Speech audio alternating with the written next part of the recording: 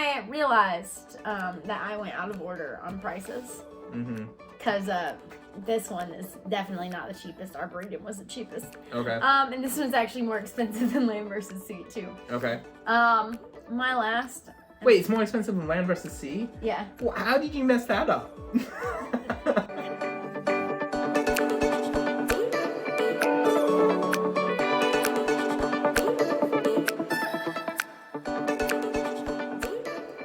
Hey, I'm Devin. And I'm Mary Kate. And we're picking up pieces. A channel all about board game pieces. And how to pick them up. And in today's video, we're going to be restarting our collection with just $100. Well, actually, with I guess $200, but $100 for me and $100 for Mary Kate. Yeah. And then I won't ever play Mary Kate's $100 games. How and dare you? Mary Kate won't ever play my $100 Who are we gonna games. play our games with then? I'm gonna play by myself, and trust me, I have some games on here that definitely you should not play by yourself. But we did not originally come up with this idea. This is a video multiple content creators have done. Like I've seen All You Can Board do it, and I've seen Foster the Meeple do it, but and probably a few other people. And a few others. We don't know who actually originated with the idea, but I personally really love this idea, and I've had fun watching it, and so I really wanted to create it.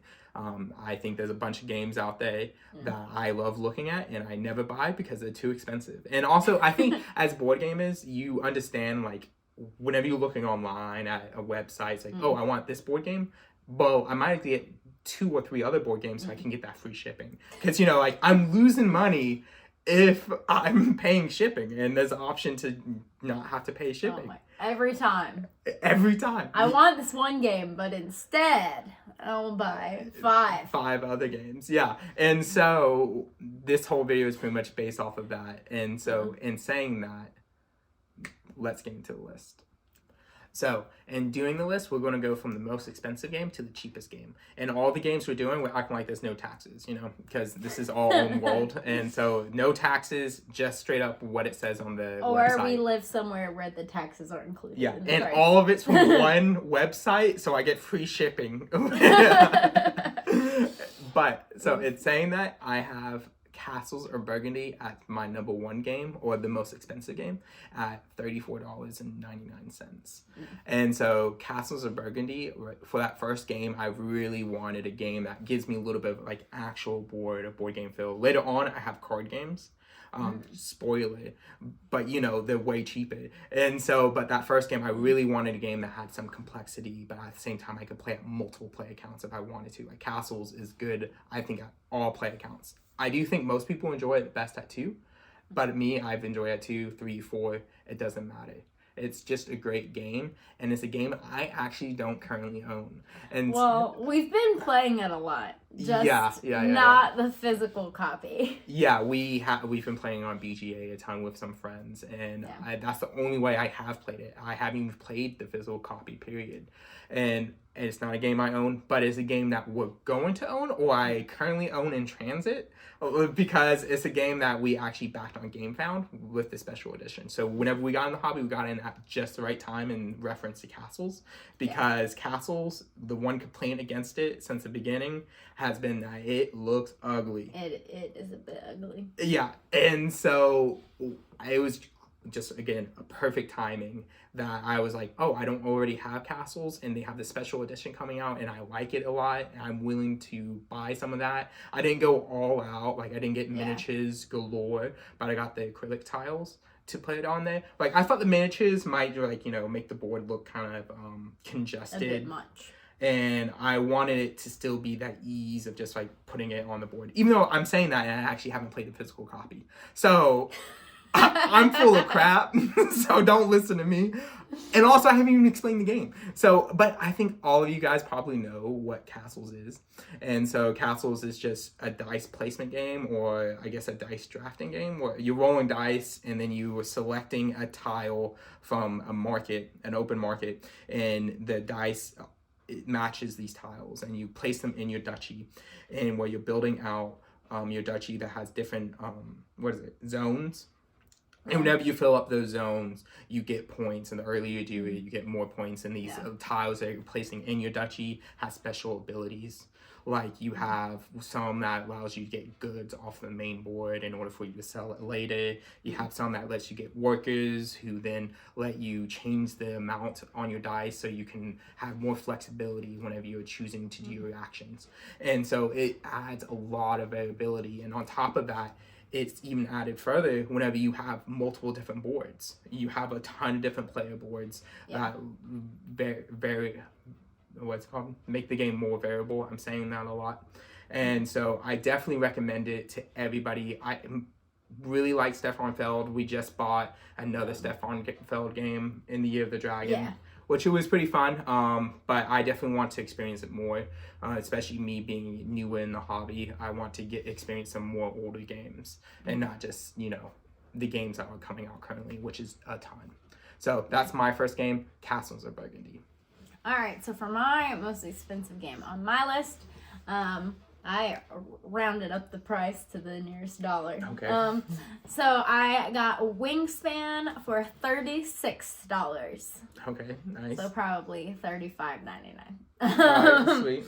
So Wingspan is this beautiful game where you're getting lots of bird cards and you are then collecting resources and using those resources to place these bird cards on like a tableau in front of you in one of 3 habitats. And so as you get to buy more bird cards and put them down in the habitats, you get to kind of chain different actions or different abilities together with the cards to get you more and more points. So like at the beginning of the game, you might take an action to get resources and all you do is get 1 resource. And then near the end of the game, when you have a lot of birds out, you might, I take a resource and then I pick a card up and then I get to roll the dice to see if I get any extra bonuses.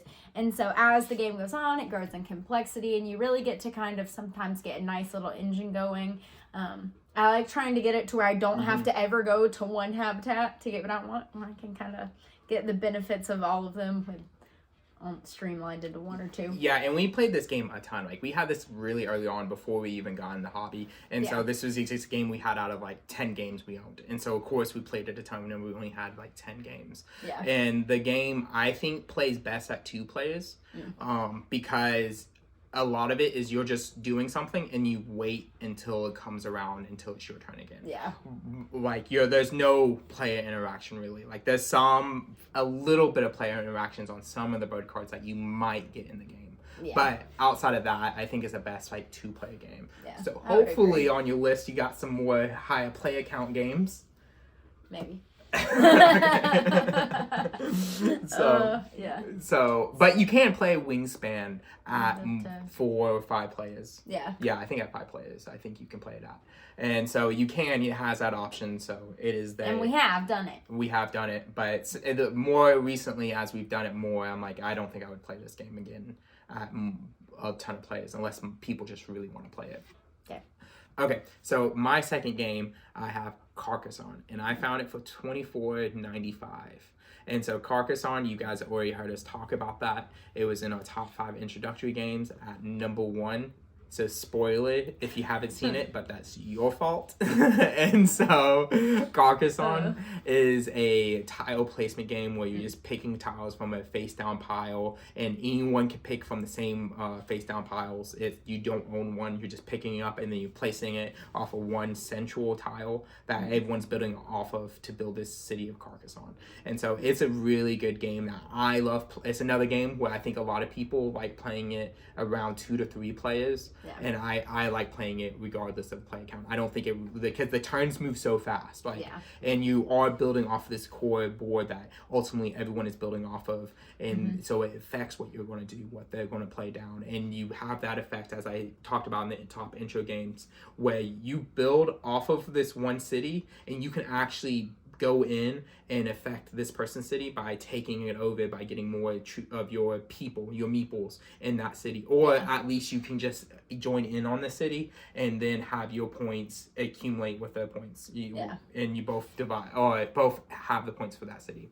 And that's the same, the city, the roads, whatever it may be. And so it's a really fun game. It's not the 20th anniversary edition or any special edition of Carcassonne where I found the price point at. It's just the original base Carcassonne. Didn't want to spend that much money. I'm on a budget. A budget. I'm trying to get all the games for $100. All the games for $100. So that's Carcassonne. Well, I too have a tile placement game. I know you would. Next game. New York Zoo. That is Polyomino. We had that as well. Yeah, you're right. It is tile placement, but that's not the one I have. What is it? I have land versus sea. Okay, nice, nice. All right. So land versus sea is also a tile placement game where you're building out from a central starting tile. You're joining different pieces that match, but instead it's mainly a 2-player game. You can play at 3 and 4 players. But one of you is land and the other one is sea, and you're just trying to make the most enclosed land masses or the most enclosed water.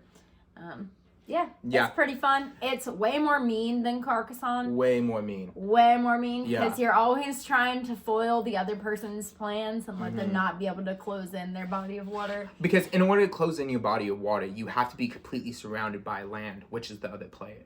And so the other player can easily just see that you're getting close to closing off a big body of water, or saying you're closing off a big piece of land, and then they can just not even try to really help themselves, but add a tile on to continue the land going, and so it doesn't give them points. And if you do it well, then you can just keep them from getting any points. But it doesn't always work out whenever you're trying to screw over the other player, because if you do keep adding tiles on them, and suddenly you can't keep on adding tiles, but the other players had the tiles just right in order to close off the land piece, you pretty much necessarily just been helping them for the past 5 turns and getting them more points for the landmass or for the body of water. And then you haven't even been working to get points on your own because you've been too focused on them.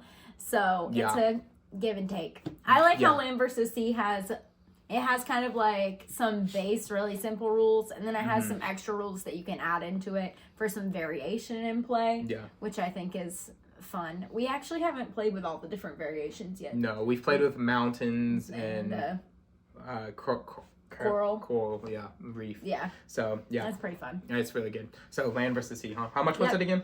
$20. $20? Okay. I found it for $20. Okay. So, my third game, at $14.49, I have Arboretum. That's so specific. I went for the straight price. You know what I'm saying? Well, Devin, you have Arboretum. Yes. I knew the crossover. I knew that was going to be a crossover. Me and May Kate really like Arboretum a lot. So this is, I guess, the only game we can play on each other's list. So Arboretum, you want to describe it?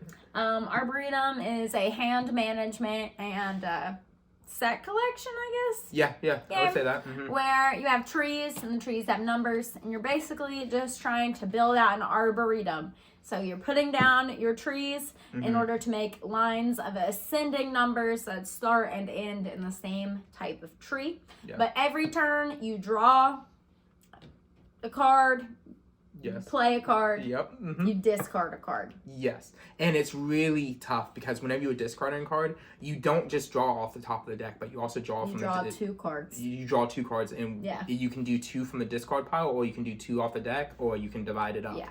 And so whenever you're discarding a card, the player can actually, opposing you, can pick up that card and use it and benefit them own. So you not only try and think about what's to benefit you, but what to in order to not benefit the player next to you. Yeah, because everyone has their own separate discard pile. So if I discard something and then Devin over there wants that card, well, he can just now pick it up. So I'm gonna try to hoard the cards in my hand that Devin wants, so he can't use them. Because also you have to have cards in your hand of those tree types in order to be able to score them at the end of the game. Yeah, you have to have the most points out of everyone on the table in order to score that type of tree. So you can end up having the ability to score a type of tree that you don't even have on your board. You can just keep the high numbered cards in your hand so that other people can't score them. Yeah. There's a lot. It is a very crunchy thinky game. It is so crunchy. So much game in a tiny box. So at that price point, you won't get a more thinky game than that.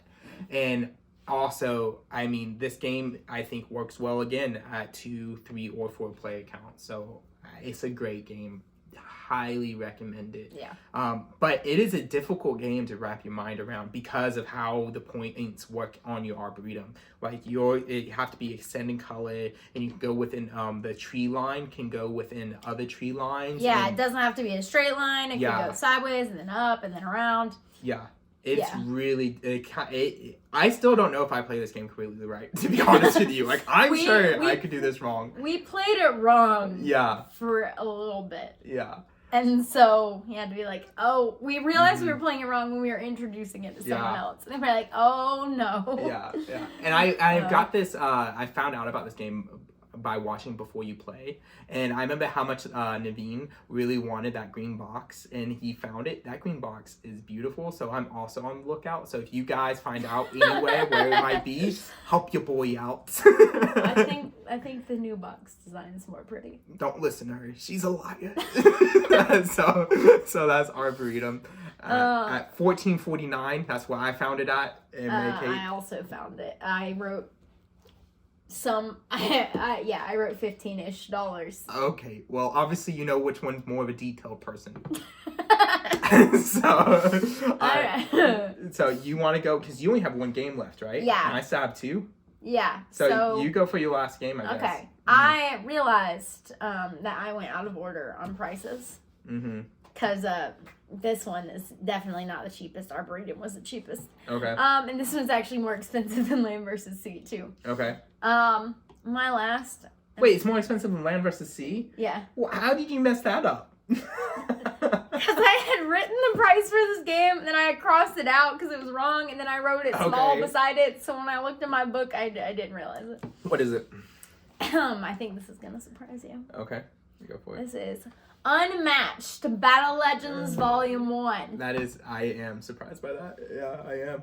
I really enjoy Unmatched. Yeah, we and love out Unmatched. of all of the Unmatched, my favorite box is Battle Legends Volume 1. Which I think is an unpopular opinion. Most people, if they're going to tell you get Unmatched, it's Cobble and Fog. Wrong. But Unmatched Volume 1. actually, Battle Legends so Volume 1. I just heard about this. If for everyone who wants Unmatched out there, I haven't told Meg Kate yet. So I just heard they're starting to archive game sets, and so this year they're going to stop printing Cobble and Fog, and then also Robin Hood and Bigfoot. Oh. Yeah. So if you guys want to get into the game, I would recommend getting Cobble and Fog, because you might not be able to get it after this year or after the next year or 2. But Battle Legends Volume 1 is better. Yeah. It has 4 fighters in it, and one of them is unfortunately bad. But the other 3 are 3 of my favorite Unmatched fighters of all time. So I had to go with Battle Legends. Well, you haven't described the game yet. So Unmatched is a tactical battling game between 2 people. You're battling out of the death. So you have a map. You have your 2 figures, and some of the characters have sidekicks that you also have on the board. And so basically you can mix and match different characters from different sets, and you are just have your action cards, and you move around the board, and you attack the other player. You defend yourself, and you just try to make them run out of health before you. I love this game. My favorite person, I think, of all time in Unmatched is in this game. And I think that is Sinbad, the sailor. Yeah.